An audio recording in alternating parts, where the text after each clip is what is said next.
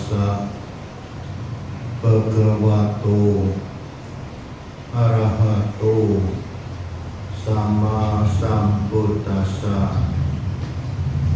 Namo tassa bhagavato arahato sama sambuddhassa. Namo tassa bhagavato arahato sama sambuddhassa. Magatanggiko seto sajjanang caturopada wiraga seto damanang dipadanan cakkumati. Di antara banyak jalan, jalan mulia berunsur 8 adalah terunggul. Di antara banyak kata kebenaran, 4 kebenaran Arya adalah terunggul. Di antara banyak keberadaan bebas dari nafsu ragawi adalah terunggul. Dan di antara banyak manusia, sang penglihat penyadar adalah terunggul. Dhammapada 273.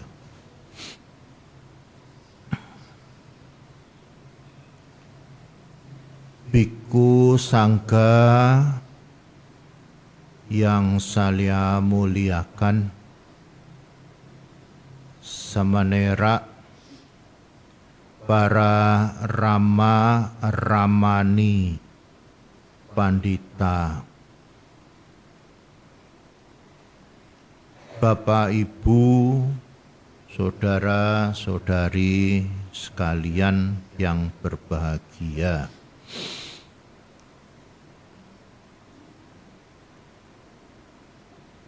Trisuci Waisak itu memperingati 3 peristiwa suci yang terjadi dalam kehidupan Guru Agung kita, Sang Buddha Gotama, yaitu peristiwa kelahiran, peristiwa pencapaian penerangan sempurna, dan peristiwa kemangkatan Guru Agung kita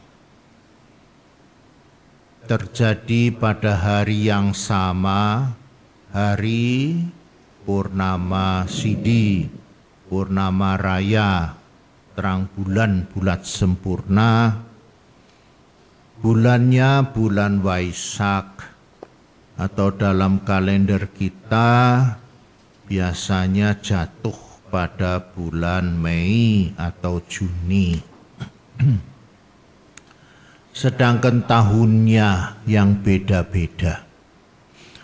Kelahiran Guru Agung kita pada tahun 623 sebelum Masehi.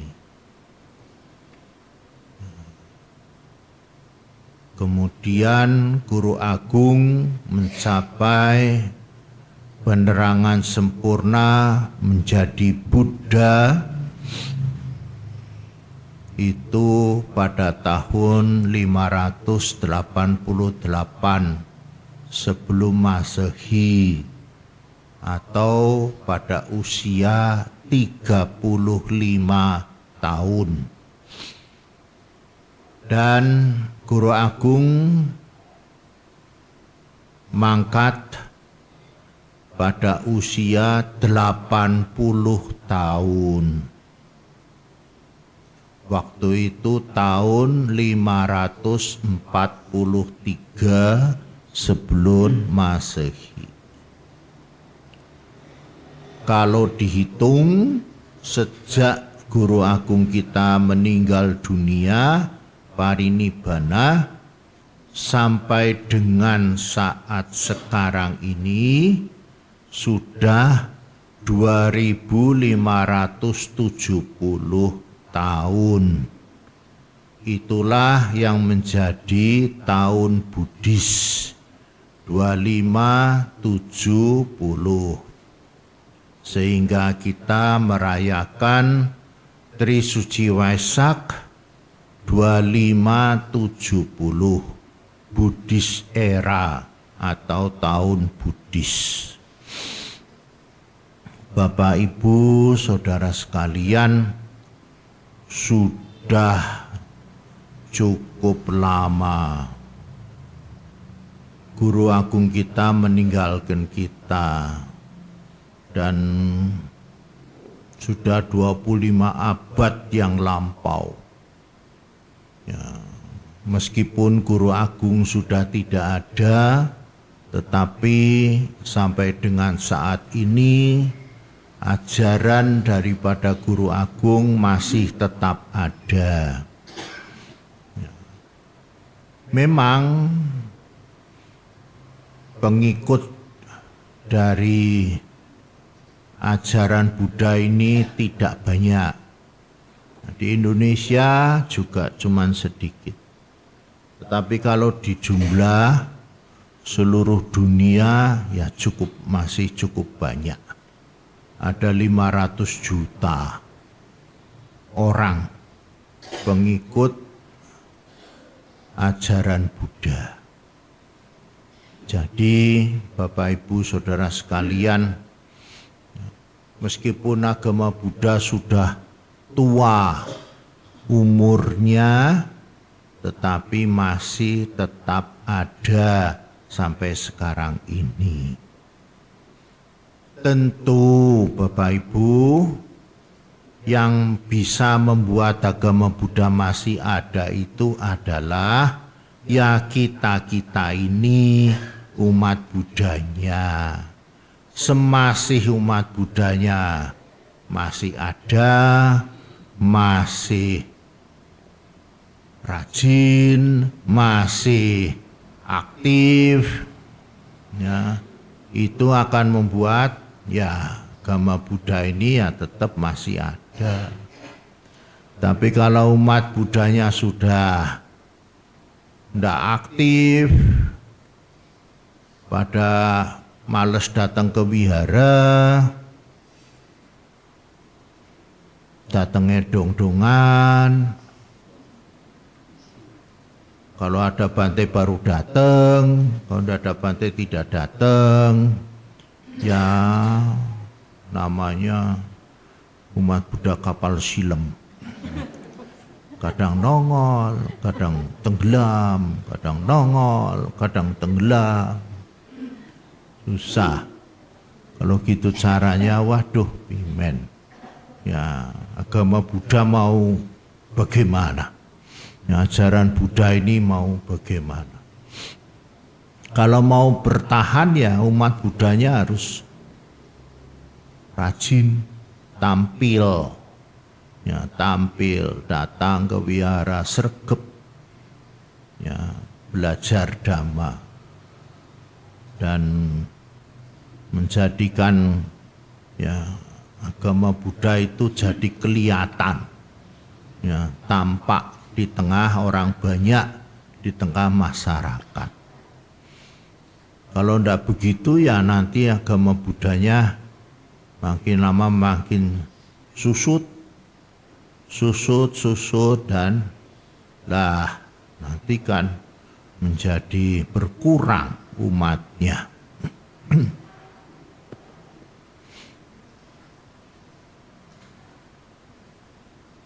Kalau bisa sih ya jangan berkurang dulu.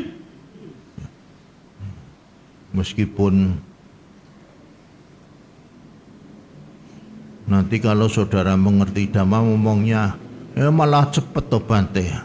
Kalau berkurang nanti bisa cepet datangnya Buddha Meteya. Ya memang. Kalau nanti sudah tidak ada umat Buddha, sudah tidak ada sama sekali, Buddha Meteya akan hadir. Itu ada di dalam kitab suci Tipitaka. Guru Agung mengatakan seperti itu. Dan Buddha Meteya itu Buddha yang akan datang setelah Buddha Gotama. Buddha sekarang ini kita itu berguru pada Buddha Gotama atau Buddha Gautama. Ya. Nah, ini guru kita sekarang. Ya. Nanti kalau sudah habis pengikutnya, sudah tidak ada orang yang kenal agama Buddha lagi, nah maka akan muncul Buddha Meteya namanya. Nah, Buddha Meteya yang mengajarkan ajaran agama sama seperti apa yang diajarkan oleh Buddha Gotama. Ya karena Dhamma itu diajarkan oleh Buddha siapapun juga ya sama. Ya kebenaran, kesunyataan Dhamma itu diajarkan oleh siapapun juga ya sama. Tidak ada bedanya. Benarnya itu. Nah, jadi ya kalau sekarang memang belum muncul Buddha Meteya, ya. Jadi nunggu ajarannya Buddha Gotama habis, tidak ada pengikutnya. Tapi kalau kita pikir lagi, nanti kalau tidak ada pengikutnya, ajaran Buddha Gotama habis, Bapak Ibu, ya, nanti tidak ada orang yang beritahu atau kita itu tidak akan tahu ya apa yang baik, apa yang buruk, apa yang benar, apa yang salah, apa yang harus dilakukan, apa yang tidak harus dilakukan, itu kita nggak tahu. Sehingga ya kita bisa saja melakukan perbuatan-perbuatan yang jelek-jelek kalau kita itu tidak mengenal Dhamma. Hati-hati karena banyak orang yang tidak mengenal Dhamma itu ya perbuatannya waduh, perbuatannya buruk-buruk, jahat-jahat ya. Kadang-kadang perbuatan jahat itu dianggap sebagai hal yang baik ya. Sedangkan yang baik dianggap buruk, ya diputar balikan seperti itu. Karena orang tidak punya pengertian yang benar. Tidak punya pandangan hidup yang benar. Nah, kalau kita lihat di tengah masyarakat kan seperti itu toh Bapak Ibu. Kadang kita lihat orang-orang itu wah banyak yang melakukan perbuatan-perbuatan buruk. Ya, malah ya, memang ada juga yang berbuat baik, ya masih ada. Tapi perbuatan buruk ini juga banyak di tengah masyarakat. Nah itu yang sebenarnya ya membuat ya kalau kita tidak hati-hati, tidak mengerti Dhamma, ya kita bisa terjerumus kepada perbuatan-perbuatan yang buruk seperti itu. Maka itu ya ajaran Dhamma ini masih bertahan, masih baik, akan memberikan tuntunan, memberikan pedoman ya buat kita semua, mana yang baik, mana yang tidak baik ya, yang perlu dilakukan, mana yang tidak perlu dilakukan. Ya, karena agama Buddha itu ajaran ya, agama Buddha itu ajaran. Nah ini seringkali saya itu juga sering ketemu banyak orang. Dianggapnya itu kalau agama Buddha itu cuma sembahyang. Nah ini saya juga harus kasih tahu. Sebenarnya agama Buddha itu bukan cuma sembahyang loh yo. Nah, jangan lalu dianggapnya cuma pasang lilin, pasang hiyo, mantuk-mantuk, kui-kui. Enggak loh. Agama Buddha itu ada ajarannya loh. sama seperti agama yang lain. Dia punya ajaran. Ya, cuman kadang-kadang ini ya terus terang saya harus ngeritik umat Buddha. Umat Buddha itu males suruh buka kitab suci. Ya, padahal di agama lain itu sregep loh. Suruh buka kitab suci. Coba kalau Bapak Ibu lihat tetangga Bapak Ibu mungkin agama non Buddhis itu ya, wah sregep loh. Kalau hari Minggu ke tempat ibadah dibawa itu kitab sucinya itu. Ya. Kemudian yang dari agama lain juga malah dihafalkan pisan. Kitab sucinya harus hafal itu. Ya, ngelotok keluar kepala. Tapi kadang-kadang saya pikir umat Buddha kok kayak gini ya. Atau beda ya. Apa memang ya beda? Kayak jadi pikirannya wong Buddha itu dianggapnya cuma sembahyang, pasang lilin, pasang hiyo, mantuk-mantuk, selesai. Jadi umat Buddha kayak gue. Enggak loh, agama Buddha itu ada ajarannya. Ada kitab sucinya. Ada kitab sucinya. Maka itu kan ini kalau hari besar saya minta bacaan Dhammapada. Dulunya di sini waduh walahala. Ada tan angel di kon maca Dhammapada. Nah sekarang kapan ya mau lihat kitab suci Dhammapada? Padahal itu kitab suci yang paling mudah, paling tipis loh. Kalau agama Buddha sendiri kitab sucinya banyak loh. Selain Dhammapada masih ada kitab-kitab yang lainnya. Tetapi ya paling enggak itu Dhammapada lah yo dibaca gitu. Kalau puja bakti ya baca parita sudah selesai. Wah, mbok yo nek puja bakti itu baca Dhammapada. Saya rada gumul padha ra baca Dhammapada. Ya. Baca Dhammapada 3 syair nanti berurutan ke bawah itu. Sehingga nanti tahu itu isinya Dhammapada itu apa atau isinya di dalamnya ya gitu. Umatnya dengarkan, syukur-syukur umat mau baca sendiri. Karena kitab itu ada kok. Banyak itu kitab suci Dhammapada. Banyak sekali ya di tengah masyarakat kita itu. Yang bahasa Indonesia ada, yang di desa itu bahasa Jawa juga ada Dhammapada. Sehingga bisa dibaca, bisa dipelajari dan ya itu menjadi tuntunan hidup. Apa yang ada di dalam kitab suci Dhammapada itu semua keluar dari mulutnya Sang Buddha sendiri loh. Itu semua ucapannya Sang Buddha itu yang ada di dalam Dhammapada. Ada 423 syair. Itu Sang Buddha sendiri yang ngomong. Bukan biku yang lain, bukan. Itu Sang Buddha sendiri yang bicara. Dan itu sebenarnya ya bisa dikatakan ya dari seluruh kitab suci yang begitu banyak, ada Vinaya, Sutta, Abhidhamma, ya Dhammapada ini ringkasan yang paling sederhana dari sebegitu banyak ya kitab suci ada di dalam agama Buddha. Nah Bapak Ibu, saudara-saudara sekalian, tadi sudah dibacakan Dhammapada, sudah bagus. Kemarin ini panitianya tanya saya, syairnya mana Batea? Golek dewek. Maksud saya itu biar baca lah. Kalau mintanya saya terus nanti gampang ndak mau nyari, ndak mau baca. Bacalah, baca sendiri. Ya, dibolak-balik dibaca sendiri, cari sendiri syairnya supaya kenal isinya Dhammapada. Ya, kalau ndak dibiasakan begitu nanti ya tinggal nunggu dari saya. Bapak Ibu, saudara sekalian, ya.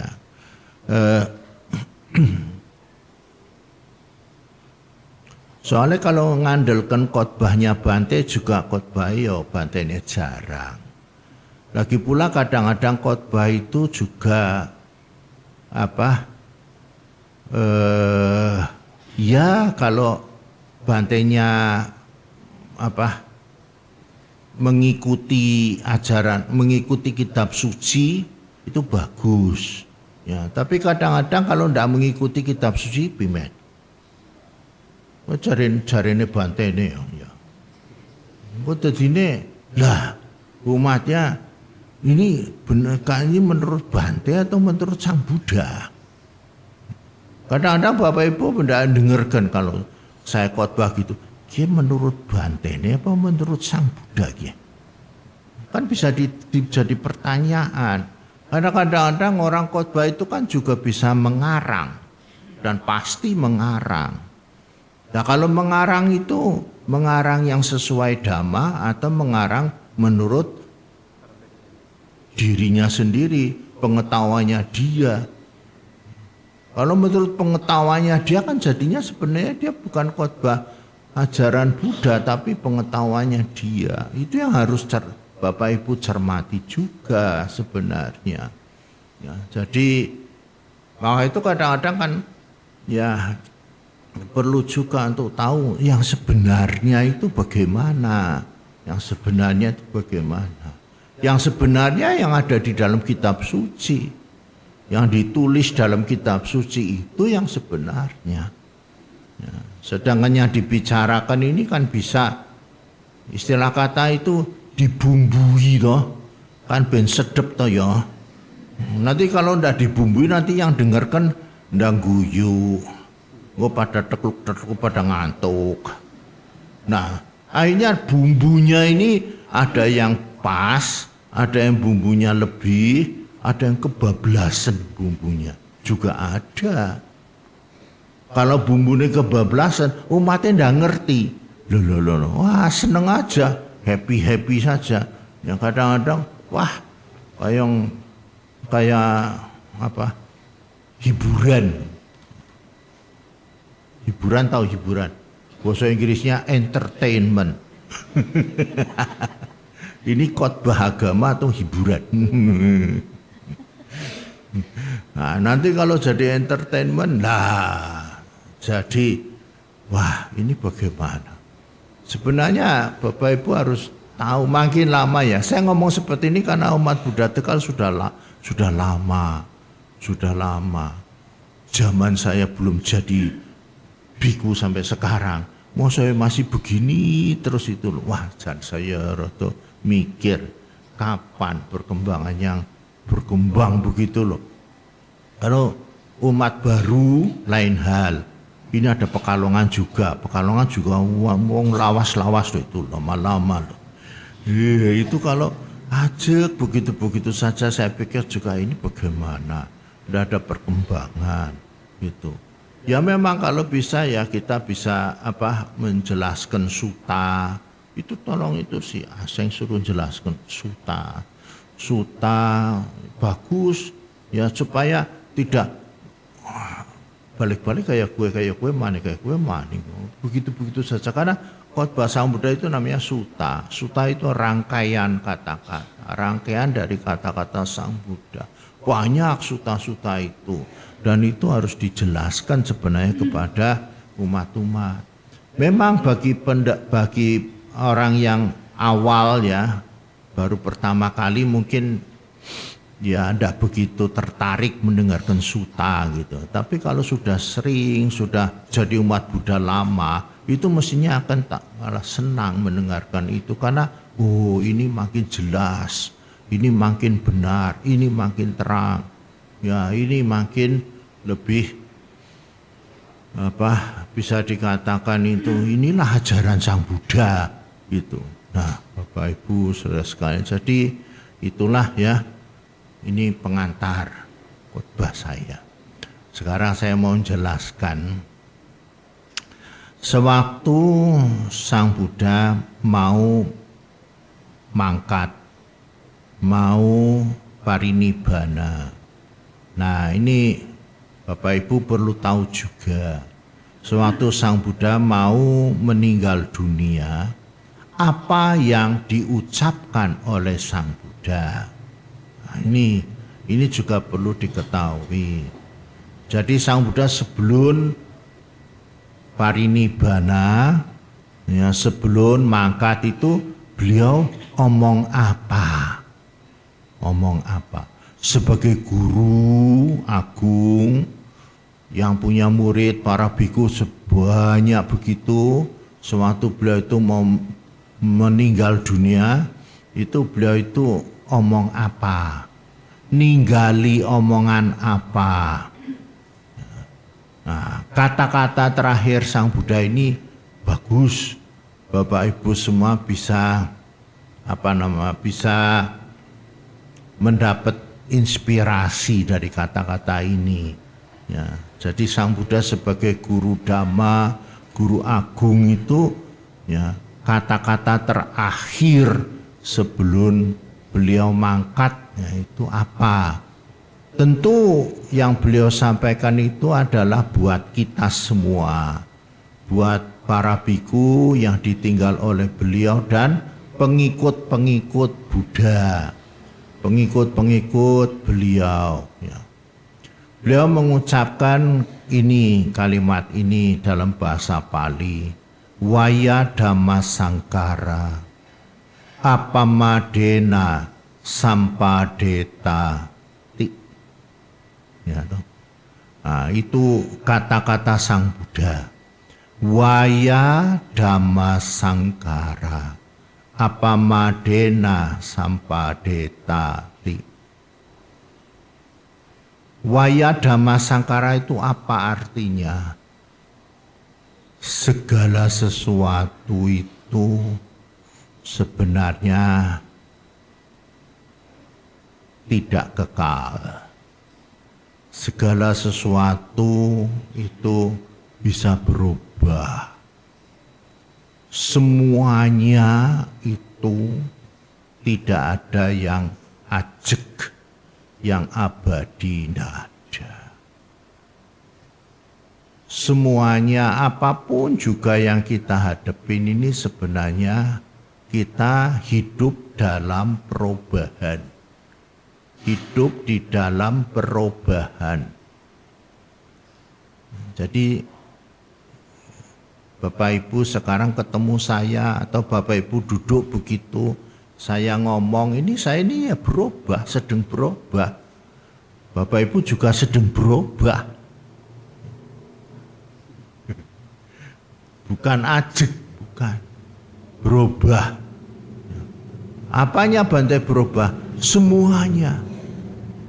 Badannya ya berubah, jantungnya ya berubah, dak dek, napasnya masuk keluar, berubah, darahnya ya mengalir, berubah, ya kan? Apa darahnya mandek, mati no, berubah, terus apa? Rambutnya ya berubah, apa ada rambutnya begini terus tidak, dia berubah, dek. Makin lama makin besar, temanjang berubah. Ya. Matanya ya berubah, makin lama mungkin makin wah, ya tidak jelas. Ya. Badannya ya mengalami perubahan. Apalagi pikirannya berubah.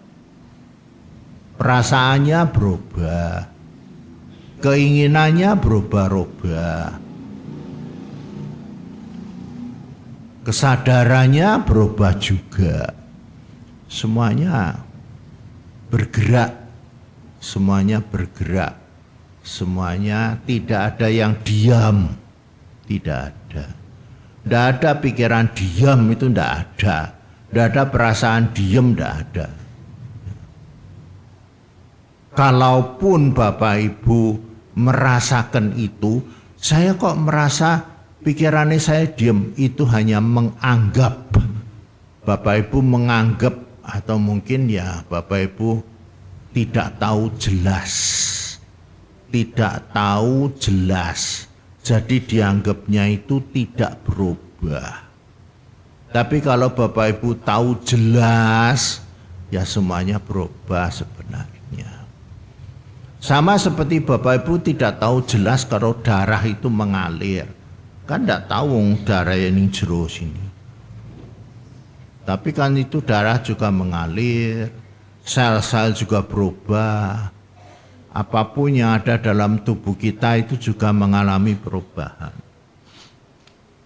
Karena kita tidak tahu jelas, jadi kita menganggap itu sebagai tidak berubah.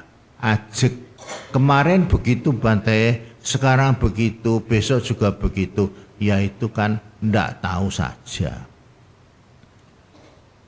Saya lihat Pak Guru ini mungkin kemarin ya begitu, sekarang begitu, besok begitu. Tapi sebenarnya dia sudah berubah. Tidak bisa sama. Kemarin, sekarang, dan besok itu sudah berubah. Mung saya ndak jelas. Mung saya nggak teke. Saya ndak memperhatikan detail ndak. Semuanya bisa berubah. Semuanya mengalami perubahan. Ya, jadi kenapa itu Sang Buddha sampaikan? Ya memang kenyataannya seperti itu. Kenyataannya begitu. Beliau menjelaskan kenyataannya seperti begitu. Ya, nah kenyataan seperti begitu itulah yang beliau ingin supaya orang-orang itu tahu, murid-murid itu tahu bahwa kehidupan itu ya tidak kekal, kehidupan ini perubahan.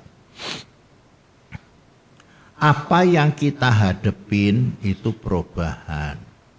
Ya, saya juga tidak bisa menghadapi hal yang sama. Karena semuanya bisa berubah. Begitu. Ya, jadi menghadapi wihara ini juga tidak bisa sama toh. Besok juga berubah. Cuman kadang-kadang orang tidak tahu, nganggapnya itu tidak berubah, tapi semuanya juga mengalami perubahan. Ya. Menghadapi kondisi kehidupan sekarang juga berubah-ubah. Kondisi ekonomi yang sedang berubah-ubah. Dolarnya lagi naik, tapi tadi hari ini agak turun. Sudah 17.700 katanya, turun 300. Ya, enggak tahu besok naik apa turun, saya enggak tahu persis. Perubahan. Emasnya juga dulu sudah lagi turun. Sekarang 24, mungkin 24.3 atau 24. Sekitar segituan lah. 23, 25 kayak gitu. Ya jadi naik turun, dulunya 3. Maksudnya tangan ya 3 juta per kilo gitu loh maksudnya. Tapi kalau bukan 3 miliar per kilo. Sekarang turun naik turun tidak jelas. Menghadapi perubahan itu seperti itu. Jadi kadang-kadang kondisi itu semua berubah. Ya. Ya. Kita tidak tahu yang akan terjadi besok. Tidak tahu. Ya, tidak tahu. Karena kemarin juga kita enggak, ini perubahan terus terjadi. Ya, besok ada apa? Ya, demonya lebih besar atau lebih sekecil, enggak tahu juga saya itu. Wong ora melu-melu demo. Ya, tapi yang jelas demo sedang terjadi. Ya kan? Nah, lalu IHSG juga katanya bagus. IHSG-nya 6 ribuan sekarang. Ya. Indeks saham gabungan. Gitu. Meskipun saya tidak ikut saham, tapi yo dengar saja. Ya, jadi perubahan itu terus terjadi. Lah, lalu setelah Wayah-Dhamma Sangkara, Sang Buddha ngasih tahu apa madena sampadeta. Ini yang penting. Apa madena sampadetati. Ya. Ya. Hadapilah itu dengan kewaspadaan. Apa mada itu waspada. Dengan kewaspadaan. Jadi jangan sampai kita itu melakukan hal yang keliru. Jangan sampai kita itu melakukan hal yang salah. Tapi ya harus kita usaha untuk melakukan hal yang sebaik mungkin. Ya, jangan sampai kita melakukan hal-hal yang keliru. Nanti kalau keliru kita akan jadi korban, jadi masalah. Kehidupan kita tambah sulit. Ya, makanya dibutuhkan kewaspadaan. Kewaspadaan sebenarnya adalah ya, perhatian, ya, keelingan kita, perhatian kita, ya, supaya kita itu tidak sampai menjadi tertipu atau kita tidak sampai menjadi ya orang yang terseret pada berbagai macam kasus itu, bermacam perubahan itu. Ya. Jadi kalau menghadapi perubahan itu yang dimaksud oleh Sang Buddha, kita tahu semuanya itu memang tidak kekal. Semua itu cuma sementara, cuma sebentar. Oleh karena itu, yang kita harus ambil sikap, harus ambil tindakan yang ya, tepat, tindakan yang ya bisa dikatakan tepat ya untuk itu. Ya, tidak sampai kita menjadi ya melakukan tindakan-tindakan yang salah. Nah, Bapak Ibu Saudara sekalian, tentu yang dimaksud tindakan tepat oleh Sang Buddha adalah menggunakan ajaran beliau. Menggunakan ajaran beliau. Jadi menghadapi perubahan ini, cobalah menggunakan ajaran dari Sang Buddha itu. Ajarannya apa? Nah, beliau menjelaskan di dalam Jalan Mulia berunsur 8. Nah, itu merupakan ajaran yang dikatakan paling unggul, jalan hidup yang paling unggul, paling tinggi, paling mulia. Itu adalah Jalan Mulia berunsur 8. Ya. Nah, apa saja Jalan Mulia berunsur 8 itu? Nah, di sini ada yang namanya nomor 1, pengertian benar. Kemudian pikiran benar. Orang hidup itu memang membutuhkan pengertian dan pikiran yang benar. Pengertian itu maksudnya apa? Ya, kita punya yang namanya otak. Otak itu butuh yang namanya pengertian, pengetahuan, pandangan.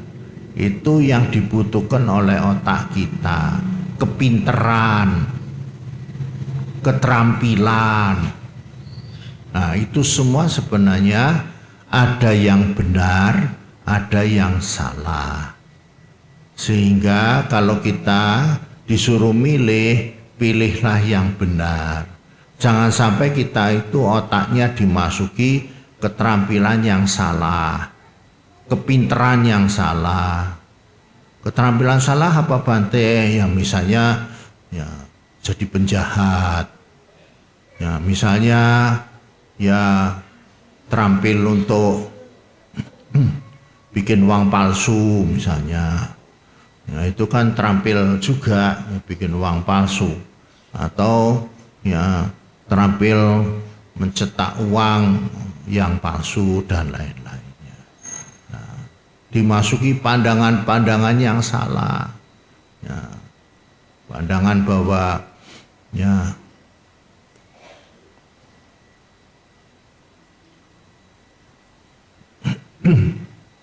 hidup ini cuma sekali, maka itu puaskanlah hidup karena cuma sekali ini, dipuas-puasin puas-puasnya, wong hidup cuma sekali ini. Aduh, ya bahaya kalau punya pikiran seperti itu. Apa yang kamu menginginkan lakukan saja, hidup cuma sekali ini. Udah selesai ya sudah, rampung, ya itu bahaya sekali. kalau pandangannya seperti itu. Ya, tidak ada yang namanya hukum karma, tidak ada. Yang ada apa? Kebetulan biasanya ya. Ya. Atau itu apa namanya?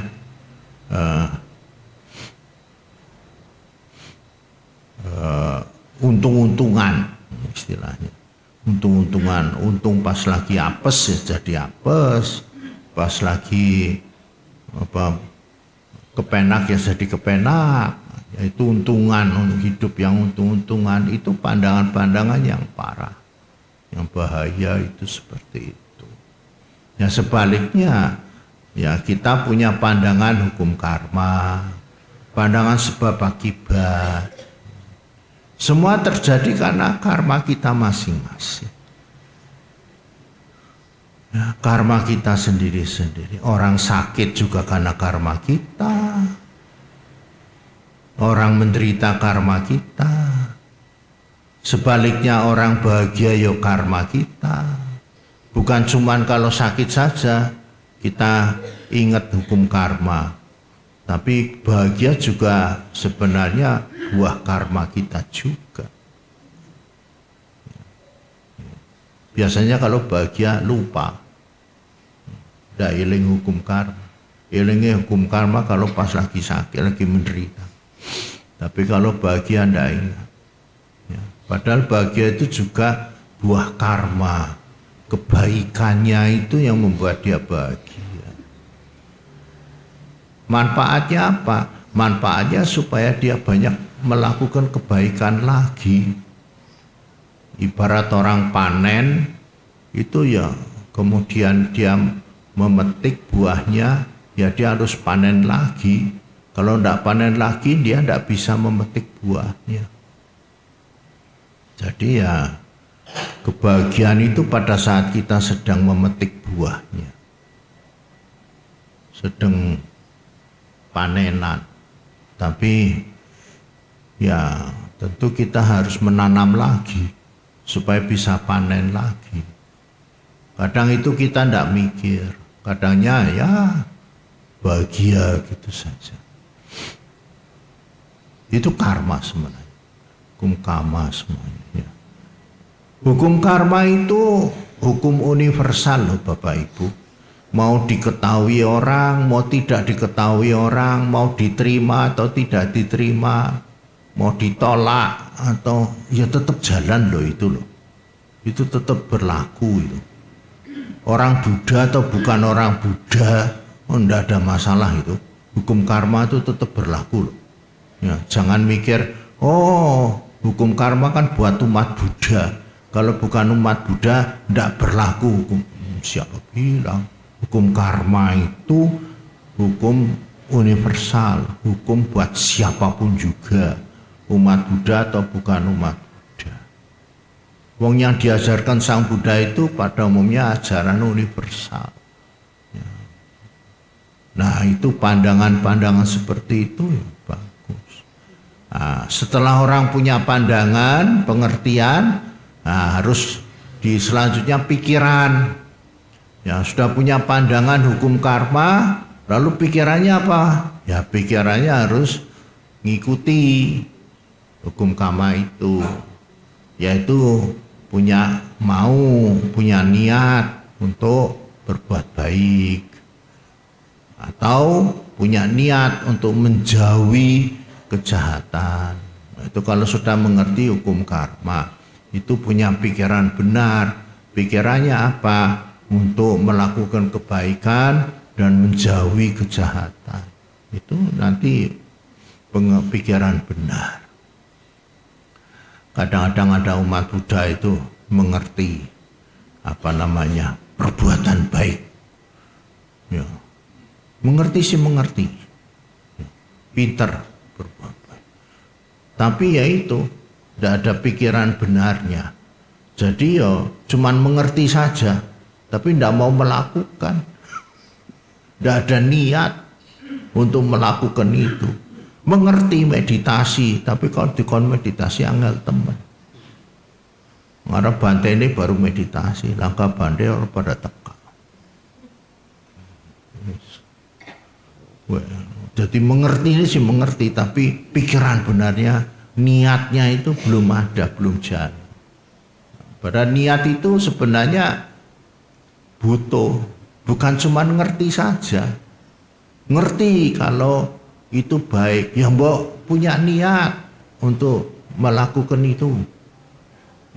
Jangan cuma ngerti saja. Kalau ngerti saja namanya tidak ada yang dilakukan, tidak ada yang dikerjakan, tidak ada yang dilakukan.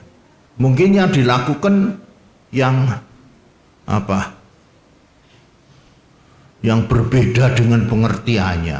Orang ngerti itu belum tentu melakukan loh. Kalau tidak ada pikiran benar. Ngerti yang namanya berdana, sila, bawana, baik, belum tentu dia itu melakukan. Kalau tidak ada pikiran benar, tidak ada niat karep untuk melakukan. Itu biasanya begitu. Kadang-kadang orang ngerti puja bakti itu bagus, puja bakti bermanfaat, tapi orang dilakoni. Itu namanya pikiran benarnya tidak jalan. Tidak ada itu. Jadi kalau ada punya pikiran benar itu ya ada mau melakukan itu. Jadi puja bakti ini ngerti puja bakti baik, tapi yang dilakoni apa? Yang dilakoni malah jalan-jalan lu ngomol. Ya, jadi ini sing dilakoni karo sing dimengerti kebeda. Lain. Yang dilakoni sama yang dimengerti itu tidak sama. Ya, padahal itulah, jadi nanti hasilnya bagaimana batin? Nah hasilnya ya lain. Ngertinya cuma ngerti, tapi hasilnya itu justru apa yang dilakukan itu yang menimbulkan hasil. Itu nanti dia akan terima hasil. Ya, nah, itu namanya kalau orang Buddha itu pengertian dan pikiran benar itu bijaksana. Kalau itu dilakukan menjadi bijaksana. Dah. Sekarang yang ketiga, keempat, kelima, keempat. Yang ketiga ini ucapan yang benar. Empat itu tingkah laku yang benar. Dan yang kelima mata pencarian, pekerjaan yang benar. Jadi agama Buddha itu ngajari supaya ucapannya itu yo jaga mulut, ya. Mulut iki kudu dijaga. Apalagi sekarang banyak hoax, ya. Itu kadang kalau hoax menyebar kemana-mana sebenarnya salah tapi jadi benar, diikuti orang banyak, dianggap benar padahal keliru hoax itu. Nah itu hati-hati dengan hoax itu, ya. Dan itu bisa membohongi kita. Ditambah lagi dengan apa? Sekarang itu loh, media AI itu bisa memanipulasi itu, ya. Nanti gambarnya saya nanti bisa ngomong sing ora-ora ya.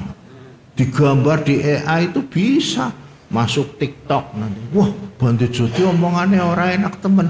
Mati aku, padahal bukan saya yang ngomong loh itu loh. Itu pakai chat GPT AI itu bisa itu. Nah seperti itu, jadi membuat gambar supaya orang bisa ngomong apa, lalu orang hidup zaman dulu, zaman Majapahit, padahal zaman sekarang dibikin zaman Majapahit, zaman mana? Lah ini kan ya kecanggihan AI, ya kecanggihan dari itu, kecerdasan buatan itu memang wah, kadang bisa menipu orang. Nah, itu juga harus hati-hati. Ya. Memang AI itu ya berguna sebenarnya buat kita. Ya, cuman ya jangan sampai AI itu menjadi menghancurkan hidup kita. Ya samalah seperti pisau.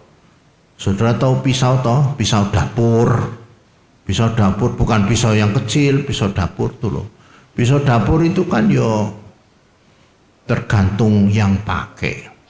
Bisa dipakai untuk motong-motong makanan, motong buah, itu berguna. Tapi pisau dapur juga bisa digunakan untuk membunuh. Ya. Bunuh ayam ya bisa.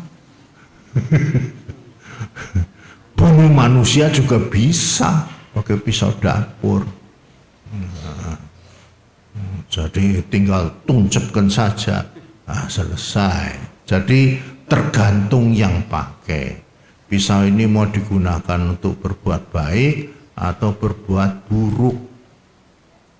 Sebenarnya AI juga seperti itu, tergantung yang pakai. Mau digunakan untuk baik atau yang buruk. Ya, kalau orangnya baik, ya dia akan menggunakan yang baik.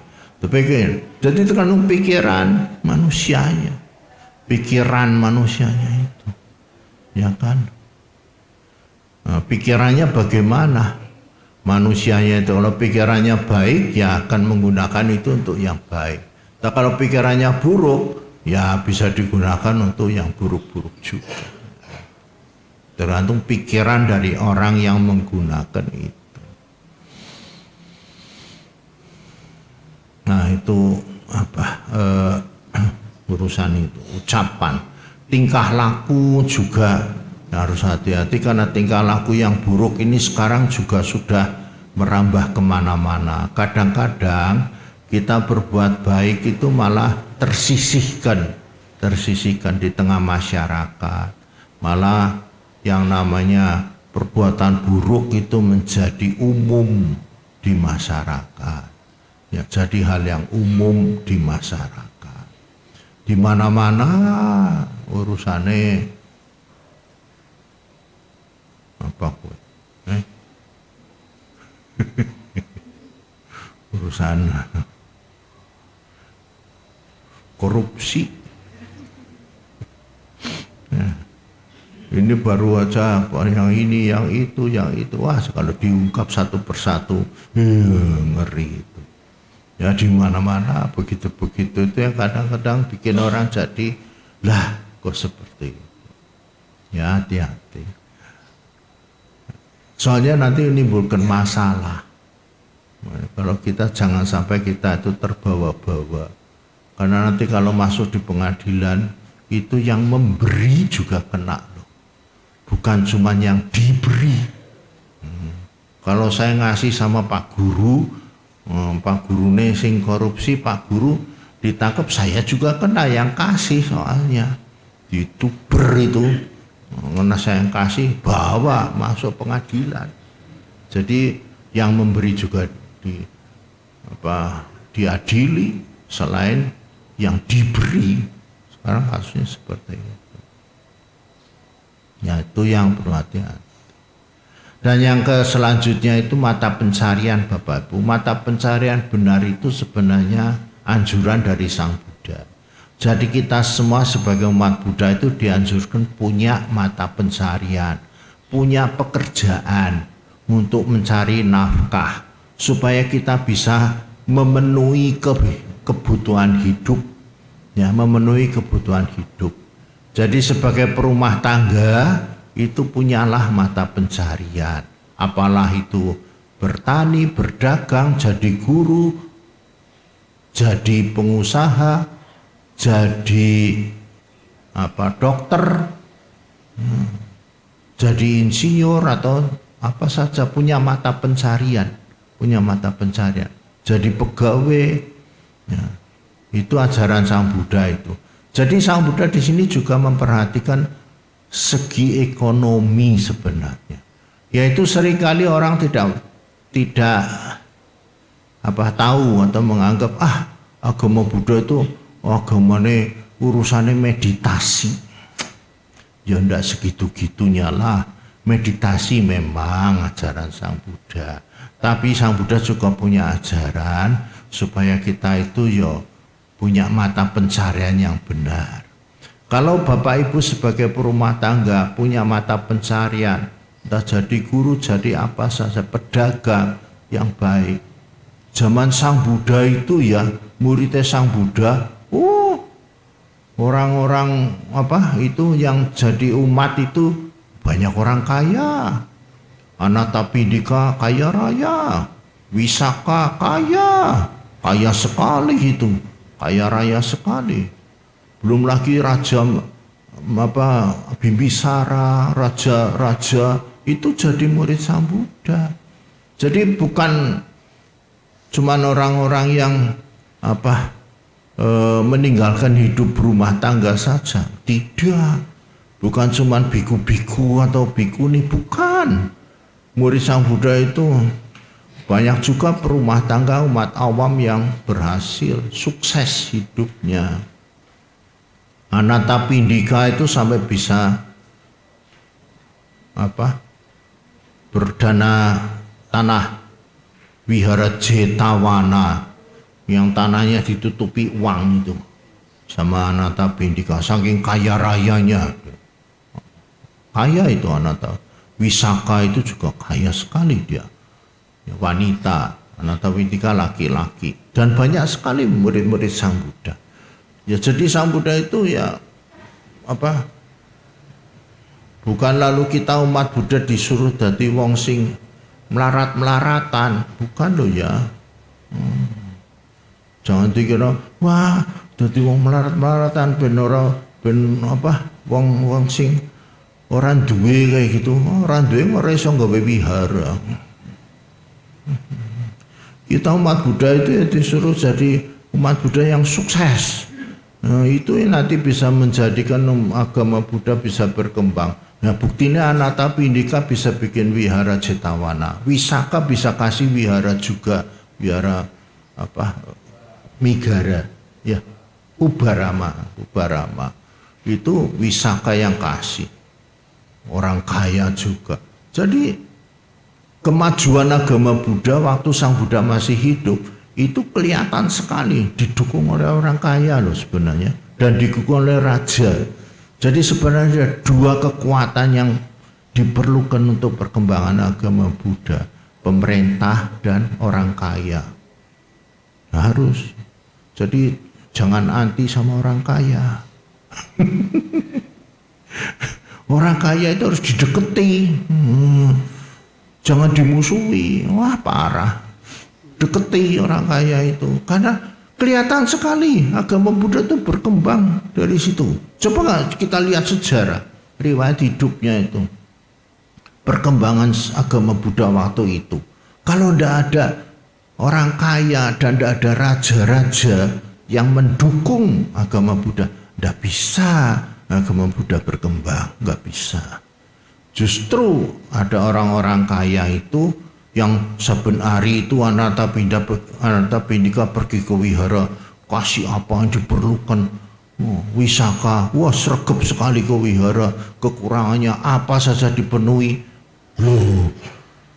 Wihara-wihara didirikan, wihara gede-gede dibesarkan. Itu yang menjadikan agama Buddha menjadi berkembang. Ya. Ditambah pemerintah, Raja Magadha, Raja Pasenadiko Sala, itu juga pengaruhnya besar itu, karena beliau itu pendukung Sang Buddha. Jadi pemerintah ini juga harus dideketi, karena kalau enggak nanti kita susah untuk perkembangan agama Buddha. Ya, jadi karena punya kuasa, punya kekuasaan. Nah, ojo anti pemerintah, susah nanti kita itu. Ya, justru harus mendukung saudara. Nah, ada dua kekuatan ya, itu yang agama. Dan yang ketiga sebenarnya yaitu umat Buddha sendiri. Jadi umat Buddha itu sendiri. Jadi tiga ini, pemerintah, orang kaya, dan umat Buddha sendiri yang bisa membuat agama Buddha itu bertahan, berkembang begitu. Ya. Nah, Bapak Ibu, saudara sekalian, itu namanya sila, ucapan benar, perbuatan benar, dan mata pencarian yang benar. Ya, kemudian yang ketiga, yang ke 6, 7, 8 itu ya, semangat. Daya upaya itu semangat. Orang hidup tuh butuh semangat. Ya, kalau tidak punya semangat itu nanti males dan tidak punya gairah untuk bekerja, untuk melakukan apa yang harus dilakukan. Itu semangat tuh penting. Semangat buka toko, semangat bekerja, semangat untuk beraktivitas, itu harus ada semangat. Ya, yang keenam, yang ketujuh itu adalah kesadaran. Ya, kesadaran ini Bapak Ibu, orang hidup ini butuh punya kesadaran. Ya, maksudnya kesadaran itu apa? Kesadaran ini sebenarnya adalah, kita itu butuh yang namanya pikiran yang lawannya kesadaran. Saya jelaskan lawannya kesadaran saja. Lawannya kesadaran itu adalah orang melamun. Ya, melamun. Kalau kita hidup dalam lamunan, itu nanti kita tidak akan bisa mendapatkan sesuatu. Kalau kita mau mendapatkan sesuatu, ya kita harus punya kesadaran. Ya, supaya kita itu bisa punya cita-cita, bisa punya apa yang kita harapkan, itu kita memiliki kesadaran dan tidak sampai keliru, tidak sampai salah. Dan yang terakhir konsentrasi, fokus. Konsentrasi itu namanya bagaimana kita hidup itu punya konsentrasi terhadap apa yang kita lakukan supaya kita itu bisa mendapatkan keberhasilan, kesuksesan dalam hidup ini. Sebenarnya 8 itu yang merupakan anjuran Sang Buddha bagaimana kita bisa menjalani hidup Bapak Ibu. Jadi kita menjalani hidup itu dengan pengertian, dengan pikiran, ucapan, perbuatan, mata pencarian. Ya, mata pencarian ini perlu, kemudian semangat, terus kemudian kesadaran, artinya tidak sampai lupa, tidak sampai kita melamun, tapi kita punya kesadaran apa yang harus dilakukan, dan konsentrasi yang kuat. Itu yang membuat kehidupan kita itu bisa mendapatkan apa yang kita cita-citakan, kebahagiaan. Nah, Bapak Ibu, itulah yang merupakan tema Waisak tahun ini, menapaki jalan mulia, bersumbangsi bagi negeri. Artinya kita jalan, menjalani hidup yang sesuai dengan apa yang Sang Buddha ajarkan itu tadi 8 macam, jalan mulia berunsur 8, dan itu semua akan membuat kebahagiaan buat hidup kita dan kebahagiaan buat banyak orang. Ya, bukan cuma kita saja yang bahagia, tapi juga banyak orang juga akan bahagia. Begitu Bapak Ibu. Ya. Moga-moga bisa dimengerti, dipahami. Ya. Kadang-kadang memang kita dalam kehidupan sehari-hari seringkali menghadapi hal-hal yang aneh-aneh, aneh-aneh. Jadi kadang-kadang ajarannya itu baik begitu, tapi yang harus kita hadapin kok yang aneh-aneh, yang tidak seperti ajaran itu. Ya, ajarannya kayak gitu Bante bagus, tapi yang saya hadapi sehari-harinya kok tidak seperti apa yang diajarkan itu. Nah, ya itulah Bapak Ibu tantangan hidup kita. Ya, sebisa mungkin melakukan apa yang diajarkan itu. Ya, karena kalau kita melakukan apa yang diajarkan ini, kita akan mendapatkan hasil yang baik, hasil yang positif. Tapi kalau kita melakukan hal yang berlawanan, bertentangan, ini seringkali hasilnya jadi negatif buat kehidupan kita. Memang zaman kita ini zaman yang tidak kepenak Bapak Ibu. Kalau di masyarakat Jawa itu ya Pak Guru zaman edan ya. Masyarakat Jawa ngomong kayak gue, kayak Bu Sunarti kayak buri kayak, karo Pak Munarso kayak. Zaman edan, jarene nek ora melu ngedan, ora keduman. Nah, gue serat kalau tidur. Nek ora melu ngedan, ora keduman. Jadi orang-orang zaman sekarang melu ngedan, Bapak Ibu, supaya keduman. Nah, tahu ya basa Jawa ya, zaman edan, orang melu ngedan, orang keduman gitu. Tapi itu ada terusannya sebenarnya, orang mandek di situ. Luwih becik, nah ini terusannya ono, luwih becik wong sing eling lan waspada. Nah ini terusannya. Ya Pak Purwo langkas ya, Pak Purwo pinter menjelaskan. Luwih becik wong kang eling lan waspada. Jadi sebenarnya akan menjadi lebih baik kalau orang itu eling itu ingat dhamma, ingat ajaran Sang Buddha, ingat kebajikan, ingat kebajikan ya, atau kalau kita ingat hukum karma dan waspada. Waspada itu artinya jangan sampai melu-melu, jangan sampai terseret. Luwih becik wong kang eling lan waspada. Jadi lebih baik orang yang eling dan waspada. Eling sama siapa? Eling karo dhamma, karo ajarane Sang Buddha. Waspada artinya hati-hati, aja sampai keseret, keblosok, ya, kebawa pada zaman yang edan ini gitu. Jelas ya. Jadi kalau saya ngomong ini, saya kadang-kadang ngomong rebel-rebel suwe temen, kadang-kadang saya merasa wah ini zaman edan. Jadi saya harus jelaskan supaya umatnya ngerti. Ya kadang ketemu nih kok lain Bante ngomongnya yang baik-baik, nanti di sono di luar tempat kerjaan saya, waduh wis macem-macem, ning wong akeh wis macem-macem, ora padha karo sing timbang ngomong kayak Bante.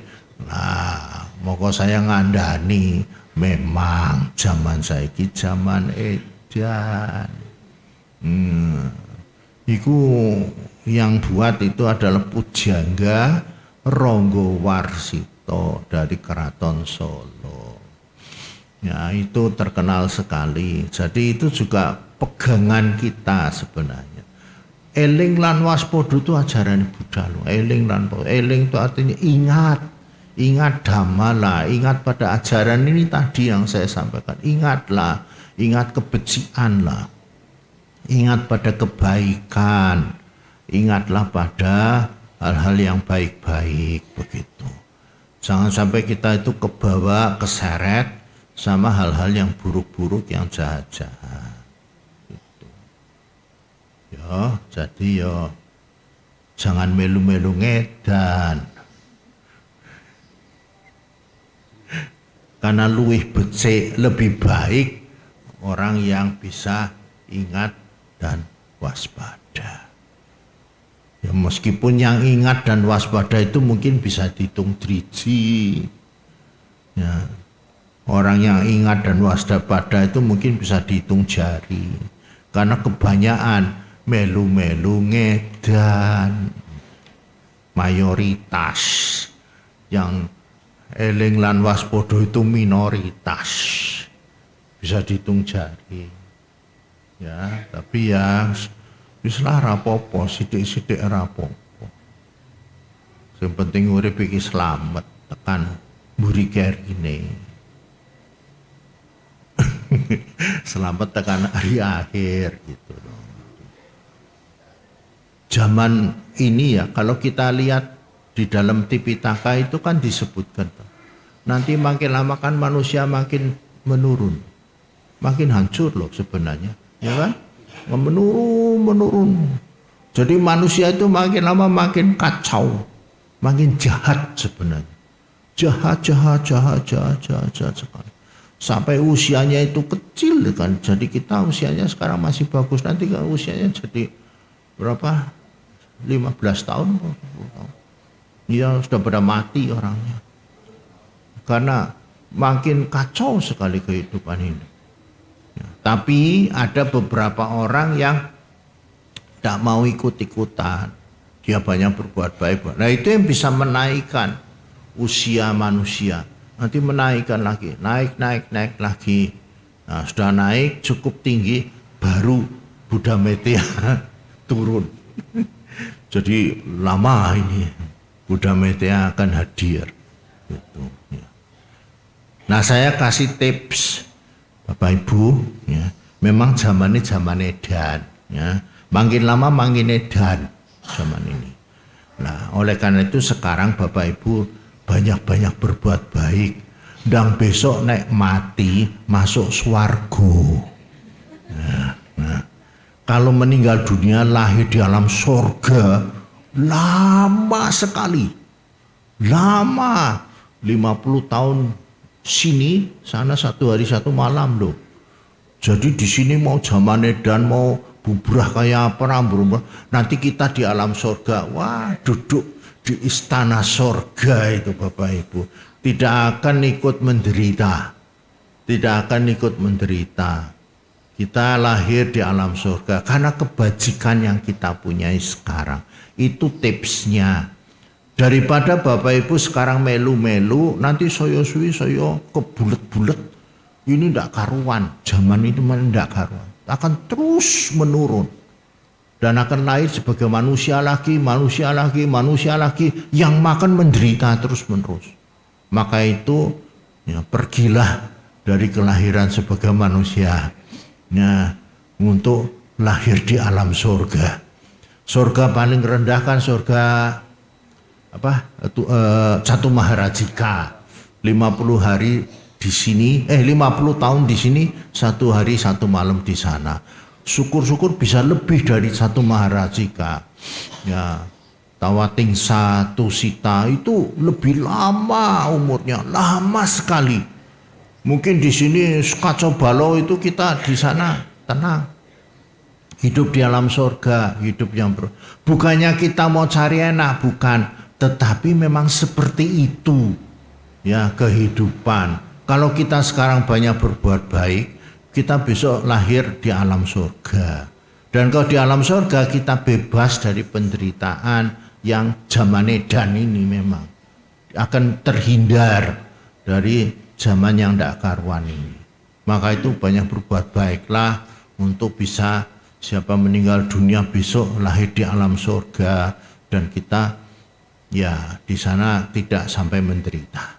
Hidupnya bahagia di alam surga itu. Dan lama usianya. Nah, di sini sampai ancur-ancuran, di sana kita masih jadi dewa di alam surga. Ya, apalagi ya dewa yang lebih tinggi di Tawatingsa itu lebih lama lagi. Ya. Kalau Catu Maharajika itu gampang syaratnya, lahir di alam surga itu gampang syaratnya. Dana, sila, dalam surga. Dana dan sila aja Bapak Ibu. Dana, sila. Dananya ndak usah besar-besaran, ndak usah, semampu Bapak Ibu saja. Ya kalau bisa besar syukur, kalau ndak ya sak bisa nih. Yang penting kita mau berdana, memberi, menolong, membantu. Dan sila kita dijaga. Itu sudah jaminan alam surga itu. Sudah jaminan alam surga. Kalau silanya kita bagus ya, atas sila sampai dasa sila, itu bisa naik ke atas lagi, alam surga yang lebih di atas lagi. Tapi kalau Pancasila ya alam surga yang di Catu Maharajika, di alam surga Tawatingsa. Ada buku kitab suci agama Buddha namanya Wimanawatu yang menjelaskan tentang makhluk-makhluk di alam surga, yang bercerita kenapa dia bisa lahir di alam surga. Itu bukunya ada, sudah diterjemahkan ke bahasa Indonesia itu Wimanawatu. Saya koreksi itu Wimanawatu, dan itu penjelasan dari makhluk-makhluk yang lahir di alam surga. Wimana itu surga, istana surga. Watu itu kondisi di alam surga. Itu ceritanya itu Bante Mahamoggallana ke alam surga. Lalu bertanya pada para makhluk di sana, kok kamu bisa lahir di sini ya? Lalu makhluknya ngomong, wah saya dulu membangun wihara, banyak sekali. Bangun wihara, saya dulu membuat rupang Buddha. Saya dulu membantu membuat di tengah masyarakat jalanan, jembatan dan sebagainya, itu juga banyak menolong. Terus saya dulu menjalankan sila dengan baik, ya, sila saya bagus, lalu lahir di alam situ. Jadi bukan asal ngomong Sang Buddha, ada buktinya makhluk-makhluk yang tinggal di alam surga itu. Wimana Watu namanya kitabnya. Makhluk yang lahir di alam peta itu juga ada, namanya Peta Watu. Itu ada di kitab suci Tipitaka, Peta Watu. Ya, itu makhluk-makhluk peta pada cerita sama Bante Mahamoggallana, lah di alam peta kenapa dia susah, dulu bagaimana, dulu seperti apa, macam-macam. Itu makhluk peta juga ada. Udahlah, nanti kepanjangnya. Aku kok lain kali saya kesini lagi ngobrol lagi. Ini kan cerita bukan khotbah, jadi ini nanti cerita lagi Peta Watu, Wimana Watu. Nah, bagus itu sebenarnya. Itu si Aseng kalau datang sini suruh ceritalah Peta Watu atau Wimana Watu supaya dilihat kitab suci.